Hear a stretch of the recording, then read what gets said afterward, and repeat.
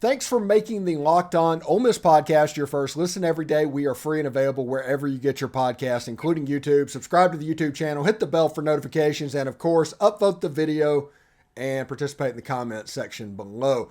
I'm here with Derek Vandygriff. We're going to talk a little Maryland Terrapins. Whenever I lived in Baltimore, Derek, I did this earlier in the show. There was a radio station called WHFS. It was HFS. And their whole thing was every time they said Maryland Terrapins, somebody would go, "Let's go Terps." Yeah, that was just over and over. And that is in my head to this day. So that is going to get me into a little bit of trouble over the next couple of weekends because every time I hear Maryland Terrapins, I think of that. Yeah. You don't need to break out any "Let's go Terps" over the next 4 weekend games for us. Now you got to switch over to some hottie toddies or something like that. Yeah, the funny thing is, I'm not even a Maryland fan. It's just one of those things where I've heard it so much on the radio, it just stuck in my head. It's just muscle memory at this point. Yeah, exactly. Because I went to a school in the Navy in Fort Meade, Maryland, which is right outside Baltimore. So I had a year basically living in and around the Maryland Terrapins. Cool. Anyway, before we get started, though, I do want to say, on the second segment of this show, we talked about it and got my opinion, but I want to get Derek's opinion on this as well. Now, the situation with Hunter Elliott, whenever we started getting news early in the afternoon that something was wrong, everybody just assumed, oh, this is terrible, this is catastrophic, this is awful. And then it turned into a cascading thing where media members tried to basically outdo themselves and try to be first. But whenever Mike Bianco actually talked about what happened, none of that was anywhere near that. That was a non-answer answer. And if it was as catastrophic as people said, there would have been an answer. So honestly, are people just trying to be first on this? Yeah, that's just kind of the day and age we live in right now with media, right? Everybody wants to be first and not exactly right. That's, we did a Twitter space on Tuesday night, when all this was coming out, and then the Ole Miss game was winding down at that point. And, we touched on it briefly, but, we didn't really say anything about it because there really was no official news, and that's what you want to wait on. And one thing you got to give Mike Bianco credit for throughout all of his time at Ole Miss, when an injury like this pops up, if it is that bad and it is that clear cut, he doesn't sit there and try to hide it from you for weeks, right? Like he'll go ahead and come out and tell you that if it's that bad and he's got to have Tommy John, something like that, and he just comes out and tells you, and they shut down for the year, and it's time to move on and find other guys. And he was given the opportunity to do that last night, and he didn't do it. And quite frankly, I came away a little more encouraged after his statement last night than reading all of the people on Twitter and other baseball writers, stuff like that, coming out talking about the potential Hunter Elliott injury. So, but what Mike said, he felt fine Friday, felt fine after the game Friday after he pitched through 90 pitches, 5 innings, picked up the win for us. Saturday complained of a little bit of discomfort and tightness in that forearm, which does always scare you, but it wasn't anything that, he never lost feeling in his hand, never had that tingling feeling, anything like that. Didn't really hurt. It was just tight and uncomfortable. Through his bullpen, and, if it was something real bad, they never would have let him go out there and even pick up a baseball, much less throw a bullpen. So got through it. It was still tight. Still didn't hurt, anything like that. Seen him off for the MRIs and all, and I had to have MRIs done on my knee last week, and I got them back in less than a day. So I know that a preseason second-team All-American can get his back in less than a day. And if there was something catastrophic on that MRI, then we would already know about it because, like I said, it's not really something that Mike does is hide it from us. So, I think they're just kind of gathering opinions, getting the rest of it looked at. They use several orthopedics. It's just kind of what they do, and try to get a bunch of different opinions. But if it was as clear cut as some people made it sound like, then, we would already know about that. So hopefully, this is a situation where he can get some rest and, it'll heal up on himself. I don't know if you remember or not, Stephen, back a couple of years ago, kind of went through this with Doug Nikhazy. He felt a little bit of tightness, and we shut him down for a few weeks. And obviously there was speculation. It's not what you want to hear, somebody having trouble in the elbow, forearm area. But, after I think it was 2 or 3 weeks we shut him down, he came back and he was absolutely nails. I don't think he lost a game the rest of the year for us. So hopefully we get another situation like that. But the best thing to do is to sit back, let it play out, and let Mike Bianco and those guys get all the information back from all the different doctors and see what route to take from there. Yeah, and in case anybody knows, I am a professional at getting MRIs. I've had probably 17 MRIs in the last 3 years. And my appointment for the reading of the MRI is 2 hours after I get the MRI. Yeah. So it's a relatively quick turnaround.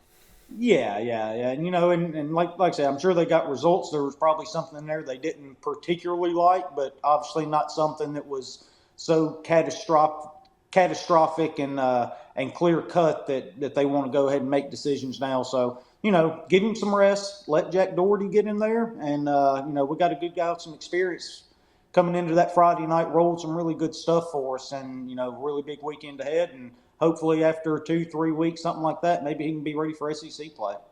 All right, let's talk about the Maryland Terrapins. What are we looking at coming into Oxford? A very, very good baseball team. They won the Big Ten last year and the clear-cut favorite to win it again this year. It's a team that can really swing it, but we're going to face a real ace come Friday night with Jason Savickle. He's a preseason second-team All-American coming into this year. He's one of the top prospects in the Big Ten for this year. He's a pretty big kid. He had a good year last year, went 8-3 with a 2.93 ERA, 123 strikeouts in 107 innings. Doesn't walk a lot of guys. Struggled a little bit in his first start of the year against South Florida. He went 6 innings, gave up 5 earned, only struck out 5. But this is the guy that you got to get past on Friday night to set yourself up for a winning weekend, and it's even more important this weekend with Hunter being out. But like I said, you slide Jack Doherty right in there, and you've got a guy that can go pitch to pitch with him. So that's the first thing that stood out to me. Second thing is the way they hit the ball, man. They are really, really good at the plate. They've got the best catcher in the country. In Oxford, you're going to see probably 2 of the top 3 shortstops in the entire country this year. With Jacob Gonzalez and Matt Shaw. He had a really, really good year last year.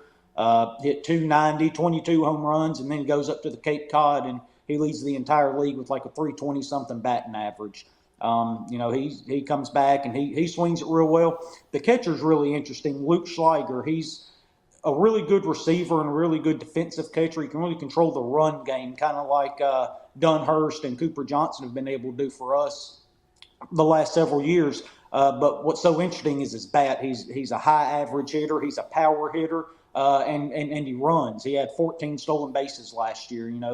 He's a guy that can contribute in every single facet of a baseball game, especially from the catcher position. And that's something you don't see a whole lot. So I'm really interested to see him play. And then they've got Nick LaRusso for the third baseman. Another really good hitter, hit 322 with 15 bombs last year. Kevin Keister at second base, 317 with 11 bombs. And, just kind of looking back at their year last year, you see all of these guys that have anywhere from, 9 all the way up to 22 home runs. There's probably like 8 of them returning this year. It's crazy. But the thing that really caught my eye is how many doubles they hit. Every one of them have hit anywhere from 11 to 20-something doubles on top of it, too. So it's a team that really strikes the ball well, really hits the ball hard, and can do more than just send it out of the ballpark. They just eat you alive with extra bases. And they've got another really good starter, too. Their Saturday guy's real good. He's one of the top, I want to say, 20 prospects, 15 prospects, something like that, coming out of the Big Ten. His name's Nick Dean, and he just showed out last week against South Florida in that big bounce-back game for Maryland. 6 innings, 1 hit, 1 walk, 8 strikeouts, guy with a really live arm. Really good stuff. It's going to be the first challenge of the year, and it's going to be really exciting to see it because this is one thing that we kind of lacked last year. If you look back at last year's team, we didn't have this big non-conference series to kind of gear us up for the SEC slate. And, boy, we're really going to have our hands full this weekend. Really excited to see it. And you're going to see guys all over the field that can play in the majors one day. Yeah, it's going to be a really big series. It looks like we're going to see it Friday night guy twice, essentially. Yeah. Yeah. So with our rotation, Jack Doherty, Friday night, Saturday, Saunier, Sunday, Rivas. Yeah. I don't see any reason to change those last two. Doherty, he's the kind of guy that you've kind of wondered since he got on campus. If you remember back his true freshman year, you didn't see him until like the last third of the year when we were really searching for a pitcher, especially in the midweek. That was the year that we really struggled in those midweek games. And, in practice, he had that big fastball that people just couldn't catch up with. It's a really high spin rate fastball that makes it heavy. And he already throws at 94, 95. So when it's heavy on top of that, it's really hard to catch up with. And, then last year he's in the bullpen most of the year. And then you get to Omaha in the postseason and, he's one of your best arms coming out of the pen, starts that national championship game for you in game one. And if I'm not mistaken, had the longest perfect game for a national championship series in Omaha going before it got broken up there in the fifth or sixth inning, whatever it was back then. But yeah, we're really excited to get him out there. It's a capable arm. It sucks you're pulling that out of your bullpen because that's the one question mark you had coming into this year. But like I said, then you go Saunier, Xavier Rivas, who I was really impressed with this past weekend. He threw harder than I thought he did. I thought he would sit more 88, 89, and he was consistently 90, 91. I don't know if maybe he was just juiced up or something like that. But he was throwing the ball harder than I thought he would. One funny quote from his post game, they asked him what it was like throwing in front of that many people, and the last time he had thrown in front of that many people. And he said, I've never thrown in front of this many people. He said, last year there was more people at the game Sunday than there was last year all combined for the entire year. At the D2 Indianapolis school, they'd have like 20 parents in the stands for starts, So I'm sure he was juiced up, but, really liked what I saw from him. Saunier obviously has the really good stuff if he can kind of harness it and control it a little bit, get his nerves under control. So I think we're in okay shape. We need some of these young pitchers to step up and fill that void that Doherty's leaving in the bullpen, at least until we can get Hunter back if he is able to come back. And if he's not, then they need to step up and be able to eat innings for us, and I think we have a lot of very capable young arms that can do that.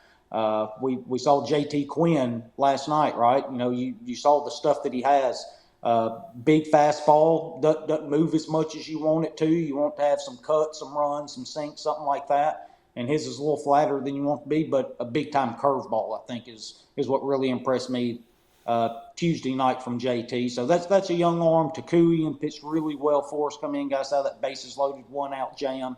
That he's really impressed me so far this year. And then you've still got guys like Mitch Morrell and Jackson Kimbrell, those kind of guys. And you saw Mason Nichols come in Tuesday night too and just pick up right where he left off. Looks like he's going to have a fantastic year. And he's just going to slide right into that closer role for us, right? So, definitely some questions on that pitching staff, but we've got the guys that can come in and hopefully eat up innings and fill in those holes for us. All right, before we get out of here, what would be an acceptable result for Ole Miss? What would be a good result, I should say, for Ole Miss this weekend? Well, you want to take 2 out of 3 against the top 15 team, right, especially at home. So Friday is definitely the big game. If we end up getting Friday night's game, then I think you can start thinking about possibly taking 3 from them.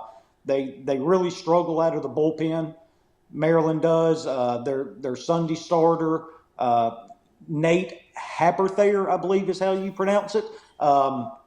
He struggled a little bit, pitched fine. He's a transfer from Ohio State. Really struggled last year. So that's one guy that maybe you think you have an advantage pitching Rivas across from him there.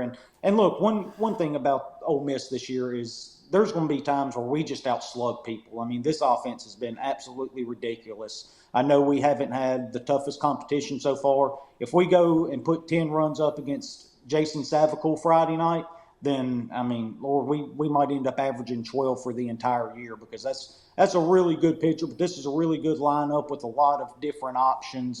Saw Tuesday night Taiwan Malone be able to come in and get a home run, and Will Furnish just keeps hitting. That kid's going to be absolutely incredible for us. But top to bottom, there's going to be games we're able to slug our way to it. And if we end up finding enough arms, then, have a chance to be really, really special again this year. But yeah, you go into the weekend wanting to take 2 out of 3. That's always the mindset, especially series like this. Last week we talked about really needing to get out of there with all 3 of them, considering who we were playing. But go ahead, you're at home, take 2 out of 3, win the series, move on, and get up to Minneapolis and play that Big Ten tournament up there next weekend. Yeah, outstanding. Thanks again for making the Locked On Ole Miss podcast your first and listen every day. Make sure you check out our brand new podcast, Locked On College Basketball. Everything you need to know about college basketball in one place, plus you get to hear from big name experts, insiders, coaches, players. It's going to be really great. Anyway, Locked On College Basketball. It's available on YouTube and wherever you get your podcast. Derek, thank you so much for stopping by today. Hope you enjoy the games this weekend, and I look forward to talking to you again next week, bud. All right, buddy. Hi, Toddy. Hotty toddy.